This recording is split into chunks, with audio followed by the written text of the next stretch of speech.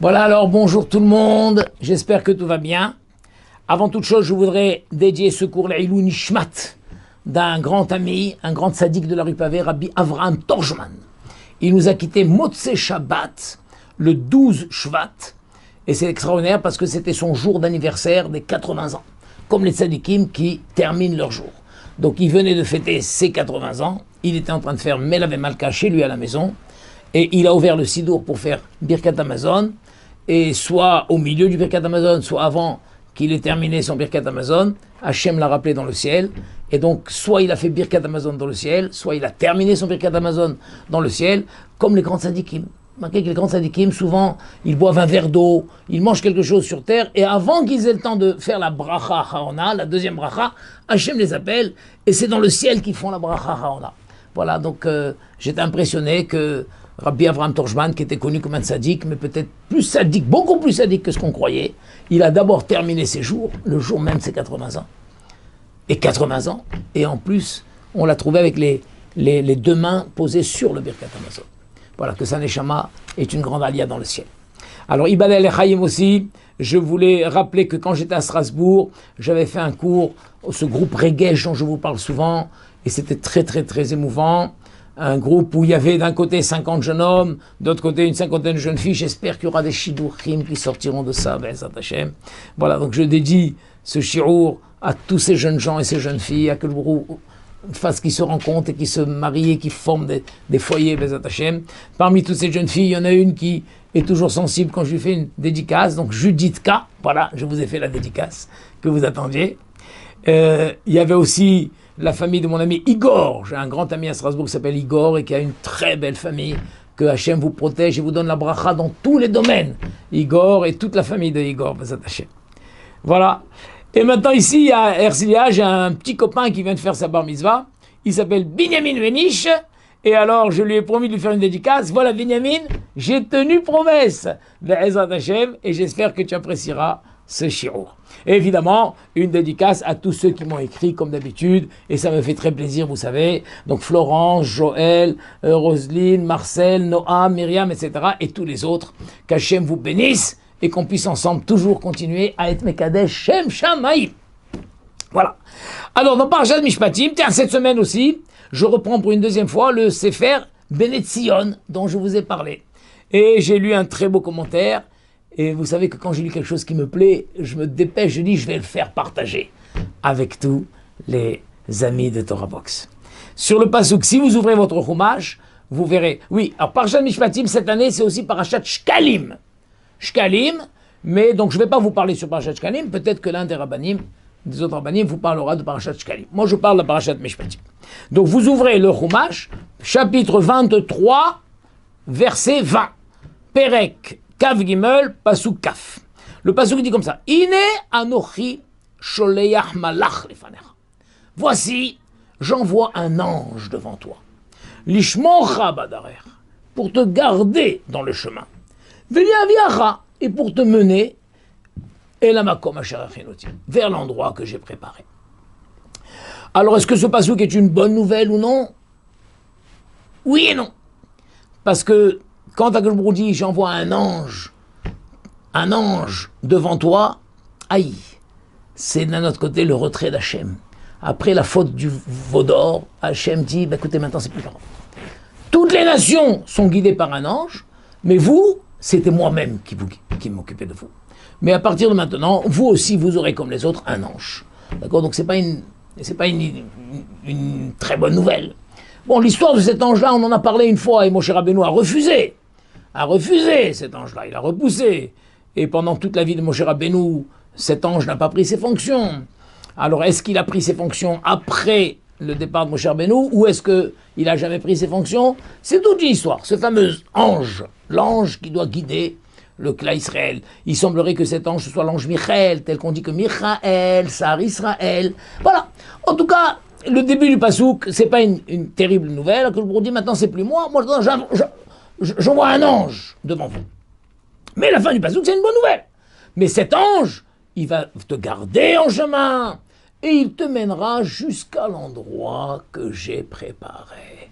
jusqu'à l'endroit que j'ai préparé. Donc c'est Eretz Israël évidemment, et c'est Yerushalayim, et le fameux endroit que j'ai préparé, c'est l'endroit où vous allez construire le Beth Amikdash. Et Rashi nous dit, de ce passouk que j'apprends, c'est l'un des psukim, je vous lis Rashi dit, Ze Ehad Min HaMikraot Sheomrim, c'est l'un de ces pasouks qui nous disent, chez Beth Amikdash Shel Ma'ala, Mekouvan Keneged Shel Beth Amikdash Shel Mata.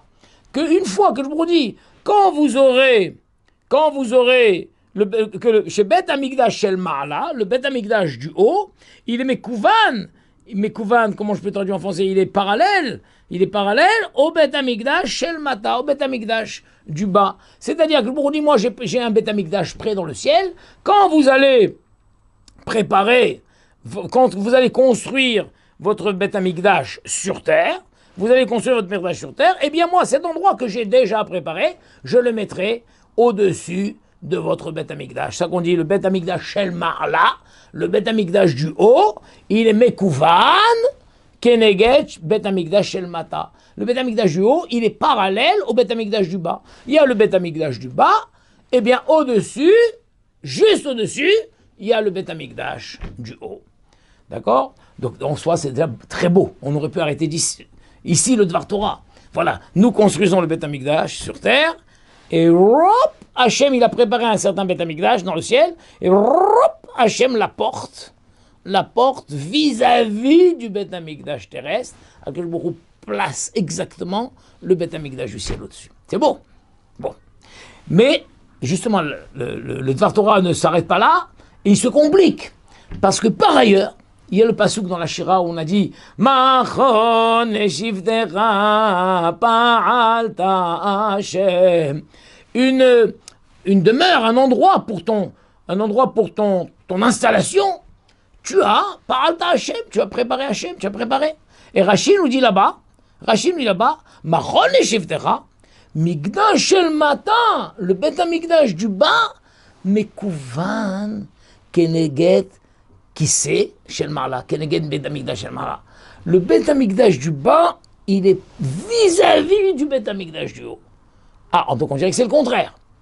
Il y a déjà le Beth Amikdash du haut qui est là, il est posé, et les Bnei Israël ont cherché où est donc ce Beth Amikdash du haut, et brac, ils ont construit le Beth Amikdash du bas vis-à-vis du Beth Amikdash du haut. D'accord? Et ça que David Améler, il a cherché pendant des années. Mais où est cet endroit? Où est l'endroit précis sur lequel je dois construire le Beth Amikdash, d'accord, qui soit complètement vis-à-vis du Beth Amikdash du haut? Alors il faudrait demander, il faudrait comprendre, qu'est-ce qui a précédé? D'après le Rashi chez nous, il semble que on construit notre Beth Amikdash sur terre, et ensuite, je me met dessus le Beth Amikdash. D'après l'autre Rashi, c'est le contraire. Il y a d'abord le Beth Amikdash céleste, et nous, les Bnei Israël, on est venus, on a cherché où est cet endroit, et brac, on a construit le Beth Amikdash sur terre vis-à-vis. Alors, qui est arrivé en premier? Et qui est vis-à-vis de l'autre en premier? C'est clair la question? Alors, cette question, elle est posée par un grand Rabbi Yoshua Mibelz. Et alors, il a expliqué une chose extraordinaire. Bien sûr que le Beth Amikdash céleste est construit en premier.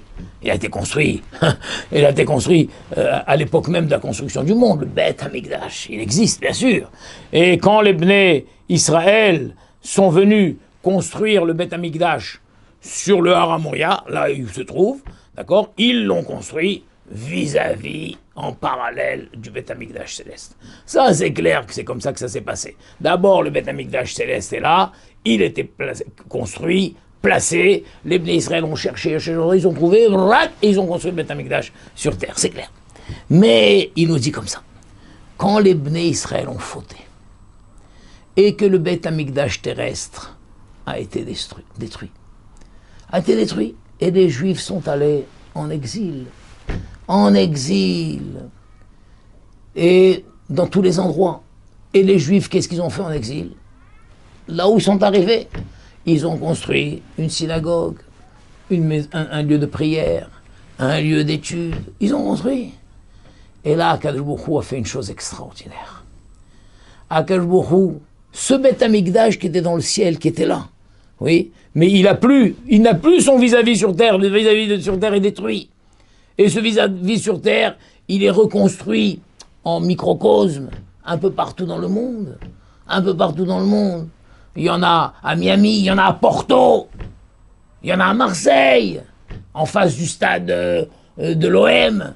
Il y en a partout, il y en a en Guadeloupe, il y en a à Paris, partout, il y en a à Lancier, il y a partout. Des lieux d'études et des lieux de prière. Alors qu'est-ce qu'Hachem fait? Hachem trimballe, excusez-moi le mot, trimballe, entre guillemets, le Beth Amikdash céleste, et il le met de temps en temps au-dessus de là, de temps en temps au-dessus de là, au-dessus de là. Akadosh Baruch Hu promène. Voilà, c'est plus joli, promène, que trimballe. Mais le mot trimballe aussi, avec intention, j'ai utilisé ce mot-là. Ça veut dire c'est une fatigue. Ah, quelqu'un dit, je me trimballe. Akadosh Baruch Hu Kabechol, il se fatigue. Et il prend ce Beth Amikdash. Merveilleux. Et c'est pas l'honneur du Beth Amikdash d'être comme ça, déplacé d'endroit en endroit. Eh bien, que Baruch Hu le transporte, le déplace, le promène de là à là. Chaque endroit sur terre où il y a un lieu d'étude, un lieu de prière, il doit savoir qu'au-dessus, à un moment, je ne sais pas comment Hachem se débrouille, mais ça tourne, ça tourne, ça tourne, et à un certain moment, il faut savoir, il a le Beth Amikdash céleste qui est en haut. D'accord? Donc maintenant on a résolu les deux. Notre passou, comme je vous ai dit, il nous parle, quand Hachem dit je vous envoie un ange, c'est l'époque de l'exil. C'est plus moi qui vous guide, je vous envoie en exil. Et Rachidi, c'est l'un des endroits où nous voyons que le Beth Amikdash d'en haut, il est vis-à-vis du Beth Amikdash du bas. D'accord? Ça c'est quand Beth Amikdash el Ma'ala, mais c'est quand les Juifs ont fauté. Et donc ils construisent sur terre leur Beth Amikdash, leur synagogue, leur lieu d'étude, leur lieu de prière. Chaque maison juive peut être comme je vous ai dit, chaque maison juive, là, de n'importe quel endroit du monde, on peut en faire un lieu d'étude, un lieu de prière. Et quelqu'un dit, oh là, je suis seul, moi, dans ma région perdue et tout. Non, non, non. Tu n'es pas seul dans ta région perdue. Tu dois savoir qu'il y a, que le Baruch fait, il tourne avec son Beth Amikdash céleste, et à un moment, le Beth Amikdash céleste, il arrivera au-dessus de ta maison. Vous vous rendez compte comme c'est beau ça? Il arrivera au-dessus de ta maison. Mais par contre, le pasouk de Machon le Shivtecha Ba'alta Hashem, Rachid nous dit là-bas, Rachid nous dit que les Bnei Israël ont construit le Beth Amikdash terrestre vis-à-vis du Beth Amikdash céleste. Oui, ça c'est quand on est Eretz Israël, la bonne période, le Beth Amikdash céleste, il est là. Depuis la création du monde, il est à sa place. Il est là. Et nous les Juifs, on est venus, on a cherché, le voilà. Et alors, au millimètre près, on a construit en bas le Beth Amikdash vis-à-vis du Beth Amikdash. C'est beau. Maintenant, ce qu'il faut comprendre, c'est pourquoi ça doit se passer comme ça. Pourquoi il faut qu'il y ait deux Beth Amikdash parallèles, l'un au-dessus de l'autre. C'est simple. Parce que, comment ça se passe, l'influence d'Hachem dans le monde? Comment ça se passe, le flot de bracha dans le monde? Ça démarre du bas. Un juif fait sa avoda. Les juifs font leur service. Dans le Beth Amikdash, disons, les juifs font les corbanotes. Comment ça se passe quand c'est un corban? Un juif fait un corban. Il est là. Un corban, il amène un animal. Il amène un mouton, il amène une chèvre, il amène un veau. Il est là. Et il observe ce que les Kohanim sont en train de faire à ce veau. Et il se dit, tout ce qu'on est en train de faire à ce veau, à ce mouton, c'est à moi. Ce sang qui coule, c'est mon sang. Maintenant, on est en train de le dépouiller, c'est moi que l'on dépouille. On est en train de le dépecer, c'est moi que l'on dépece. Hachem, si je pouvais te donner ma vie, je te la donnerais. C'est bon, accepte ce corban, le don de ce corban, comme si c'était moi qui m'offrais à toi. C'est extraordinaire. C'est extraordinaire. Le juif dans tout son... Le don de son être. Le don de son être, dans tous ses efforts, dans tout son sacrifice. Alors ça monte dans le ciel. Quand ça monte dans le ciel, ça arrive dans le Beth Amikdash céleste. Le don de ce juif-là, ça arrive dans le Beth Amikdash céleste. Akadosh Baruch Hu prend et il déverse à son tour une gdoucha extraordinaire sur Beth Amikdash terrestre. Il y a un départ du bas vers le haut. Dans le haut, on accueille l'acte du juif. Et Akadosh Baruch Hu reverse ça plein de gdusha. Et un flot de bracha va venir sur ce juif, sur le monde, sur cette ville, sur cet endroit. Donc il faut à tout prix qu'il y ait cet accord entre les deux Beth Amikdash. Donc quand le Beth Amikdash est sur terre, à sa place, au Haramouria, tout est bien, c'est comme ça. Mais quand le Beth Amikdash est détruit, et les juifs sont un petit peu partout dans le monde, et ils font leur action, l'action elle va où? Elle se perd en l'air? Ça va rien?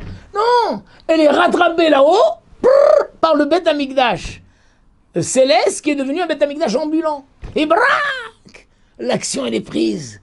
Hachem dans sa grandeur, peut-être qu'il voit Hachem, tiens, là il y a un juif, là, ce petit juif là-bas, il est là, il vient de faire une tefila extraordinaire, il vient de faire une action extraordinaire, dans un sacrifice, dans un soi, viens vite, le Beth Amikdash. Alors il récupère cette action merveilleuse et il redéverse sur le monde, sur l'entourage, sur cette famille, le flot de Gdusha.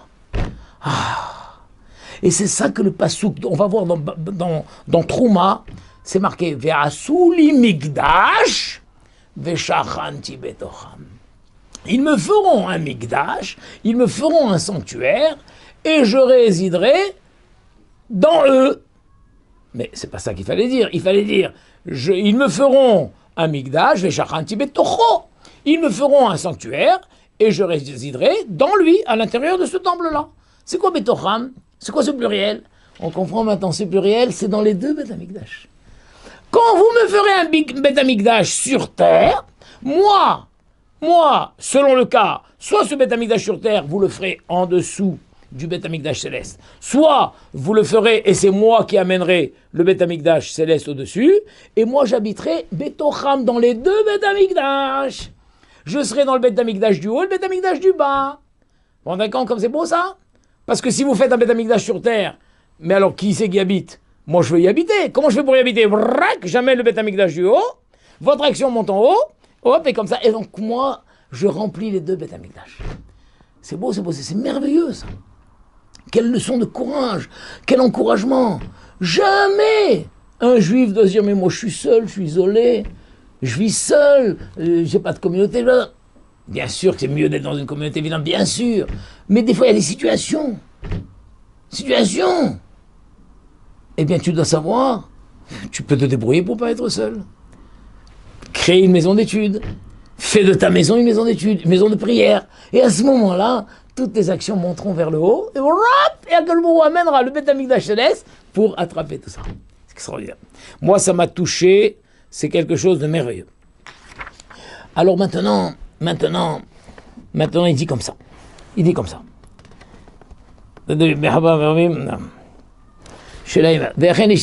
C'est pourquoi il dit, donc maintenant, combien il faut faire très attention. Celui qui effectivement a dans son entourage une maison d'études, il a une synagogue, il a un Beth Midrash. Combien il faut faire attention que ce Beth Amikdash, ce Beth Midrash, cette synagogue, ne soit pas déserté. Il y a un pasouk dans Isharia. Un pasouk dans Isharia d'une sévérité terrible. Akadosh Baruch Hu dit, Madoua bati. Pourquoi suis-je venu? Ve'en ish. Et il n'y a personne. Karati, j'ai appelé. Ve'en roné, personne répond. C'est quoi cette histoire? Rabbi Yochanan dit, dans le Gemara Brachot, ça c'est au moment où Akadosh Baruch Hu arrive au Beth Knesset, c'est l'heure de la prière, on a dit Shachrit à 8h, bah Akadosh Baruch Hu vient à 8h, il vient. Il n'y a pas minyan. Alors Rabbi Yochanan dit cette phrase terrible, Miyad ou Koes. Akadosh Baruch Hu se met en colère. Vous avez dit Shachrit 8h, je suis là à 8h, et quand je suis venu, je ne suis pas venu seul, j'ai amené mon Beth Amikdash au-dessus. J'ai trimballé Kavehol. Excusez-moi le mot, mais je crois que vraiment il faut le dire. J'ai trimballé mon Beth Amikdash au-dessus, et il n'y a personne. Alors que pourquoi est-ce mon colère? Combien? Pareil, il faut dire pareil, si maintenant cette maison d'études, cette maison de prière, à que il arrive, il va. Et quoi? Au lieu qu'il y ait la prière, ça papote. Ça rigole, ça discute. Au lieu qu'il y ait l'étude, ça papote, ça discute. Mais c'est quoi cette histoire? Les livres sont fermés ou les livres sont ouverts, on discute dessus. Mais c'est quoi cette histoire? Je suis venu. On m'a dit qu'il y a une maison d'études. Je suis arrivé. J'ai amené le Beth Amikdash dessus. Et c'est ça. Donc combien faire attention au kavod du Beth Amikdash, au kavod du Beth Knesset, au kavod du Beth Midrash. Que l'heure de la tefila soit l'heure de la tefila. Et que le moment de la tefila soit le moment de la tefila. Et le moment de l'étude soit le moment de l'étude. Il faut savoir, en ce moment-là, il y a là-haut le Beth Amikdash qui est au-dessus, qui passe. Va savoir, moi je ne sais pas. Est-ce que Hachem, il a fait des millions de copies? Peut-être. Peut-être qu'Hachem, il a fait des millions de copies de Beth Amikdash, et chaque endroit, il a son Beth Amikdash, une des copies de Beth Amikdash en permanence. C'est possible que ce soit ça. Hein? Tous les scénarios sont possibles. Ou alors, non, c'est le même Beth Amikdash et qui tourne. Qui tourne, brrr, qui tourne. Et donc chacun doit savoir qu'à un moment ou plusieurs moments de la journée, le Beth Amikdash céleste est là à ce moment-là. Vous vous rendez compte comme c'est beau? Magnifique. Magnifique. En tout cas, on voit que les Hati de Lavo, cette belle Gemara dans Souka, c'est marqué que les Hati de Lavo, dans l'avenir le plus proche pour nous, Bezat Hashem, alors, la Gemara dit, c'est Rashi qui le rapporte, Yered Mina Shamayim, Bet Amikdash Shel Esh, va descendre du ciel un Bet Amikdash en feu, Banouy ou Meshochlal, construit, tout préparé, merveilleux. Et Rashi nous le dit dans ma Maseret Souka, vous prendrez ce Rashi même Aleph. Rashi dit Migdash Ha'atid. Regardez comme c'est beau Rashi, il y a 1000 ans, plus de 1000 ans. Migdash Ha'atid, Shanu Metzapim Lo. Le Migdash, 1000 ans à peu près, pas plus que 1000 ans. Migdash Ha'atid, Shanu Metzapim Lo. Le futur Bet Amikdash que nous attendons, Metzapim Lo. Banouy ou Meshochlal. Tout construit et tout préparé, tout fini. Ou il se dévoilera, il viendra du ciel. Chez Nehemar, Migdash Hachem, le Beth Amikdash Hachem, tes mains l'ont préparé. Donc Rashi, c'est un Rashi, dans ma Maseret Souka, même à vous verrez, Rashi nous dit, le Beth Amikdash que nous attendons descendra tout près, tout construit, tout près du ciel. La grande question, c'est ce que le Rambam écrit. Le Rambam dit, dans les Ilchot Melachim, vous verrez là-bas, c'est Ilchot Melachim, c'est très beau, il décrit comment ça se passera avec le Mashiach, etc. Dans Ilchot Melachim, Perek Yud Aleph. Et donc, dès là, Alacha Aleph, il dit comme ça, She'amelech HaMashiach, Atid la'amod, ou lehazir et Malchut de David. Le roi Mashiach est destiné à se lever et à rétablir la royauté de David, etc., etc. Et il dit, Ubone Bet Amikdash. Et il va construire le Beth Amikdash, ou Megabetz Yitchei Israël, et il va rassembler tous les éparpillés du clan Israël. Donc le Rambam nous dit que c'est une des missions du Mashiach, et de construire le Beth Amikdash. Alors la question se pose, et tout le monde a posé cette question. Mais alors quoi? Le troisième Beth Amikdash, c'est le Mashiach qui va le construire, ou c'est Hachem qui va le descendre tout près et tout construit du ciel? Donc Rashi nous dit c'est Hachem qui va le descendre tout près et tout construit, et le Rambam dit que c'est le Mashiach qui va le construire. Alors quoi? Il y a une discussion ici. Eh bien, le fameux Sefer Aruch Lener, qui est un Sefer extraordinaire, il répond ça de la manière la plus jolie qui soit. Il dit, mais bien sûr que c'est le Mashiach qui va construire le Beth Amikdash.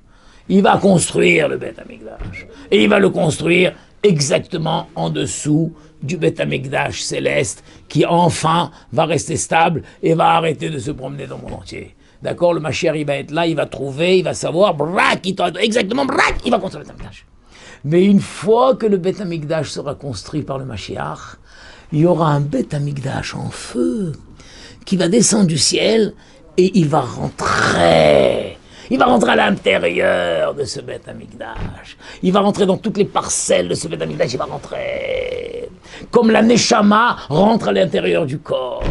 Il y a le corps, et Hachem insuffle la Neshama à l'intérieur du corps. Pareil, à Kajo, je redis, Mashiach construit le Beth Amikdash. Une fois que tu auras construit le Beth Amikdash, moi j'ai le même Beth Amikdash que toi. Tout prêt, construit déjà, il va descendre, et pas qu'il va envelopper le Beth Amikdash, non, encore plus fort. Il va rentrer à l'intérieur. Il va rentrer à l'intérieur de ton Beth Amikdash que tu auras fait, toi le Mashiach.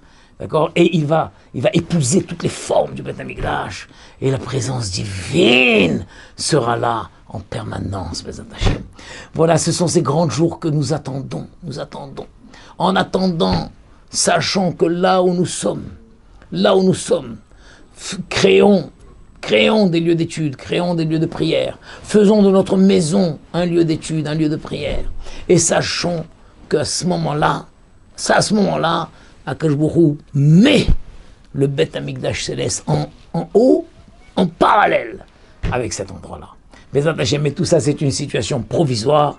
Nous attendons évidemment la position finale et définitive où le Beth Amikdash céleste va retrouver sa place. Et le Mashiach construira en dessous le Beth Amikdash et Hachem enverra du ciel ce Beth Amikdash en feu qui va rentrer à l'intérieur, qui va s'immiscer partout et qui va donner ce roi merveilleux de Gdusha. Amen Kineratson. Voilà, moi ça m'a fait rêver ce Dvar Torah. J'espère que vous aussi. Allez, Bezat Hashem. Mais pas un rêve. Ça a augmenté mon espérance, ça Bezat Hashem. Mon envie, mon attente. Bezat Hashem. Shabbat Shalom. À très bientôt.